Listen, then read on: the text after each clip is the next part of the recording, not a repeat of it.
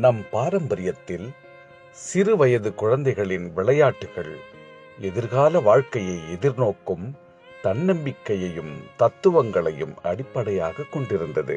கயிறு தாவுதல், ஒட்டுமொத்த உடலின் ஆரோக்கியம், பாண்டி அதாவது நொண்டி ஆட்டம், கால்களின் வலிமைக்கு ஆரம்பம், ஒரு குடம் தண்ணீர், ஒற்றுமை கற்பிக்கும் உற்சாகம், பல்லாங்குழி, கணிதம் வளர்க்கும் சிந்தனை, பச்சை குதிரை தாண்டுதல் அதாவது மணி ஆவியம், முறையான முயற்சியில் முன்னேற்றம், ஒளிந்து விளையாடுதல், தன்னம்பிக்கை, தைரியத்தின் உரம், தட்டாங்கல் அதாவது கல்லாங்காய், ஒரே நேர்கோட்டில் கவனம், சிலம்பாட்டம், வீரம், விவேகம், பெருமைக்கு முதற்படி, உரியடித்தல், இடையூறுகளையும் ஏமாற்றங்களையும் கடந்து மகிழ்தல்.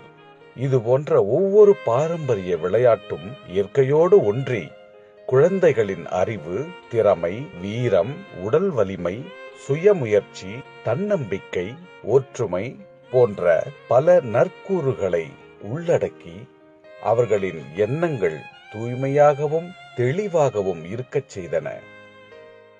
இயற்கையாகவே வியர்க்க வைத்து ஆரோக்கியம் அளித்த நம் பாரம்பரிய விளையாட்டுகளை எல்லாம் நவீன விளையாட்டினுள் தொலைத்துவிட்டோம். முயன்றிடுவோம் மீட்டெடுக்க, முனைந்திடுவோம் கற்றுத்தர நம் தமிழரின் பாரம்பரியத்தை. இனிய தமிழ் புத்தாண்டு நல்வாழ்த்துக்கள்.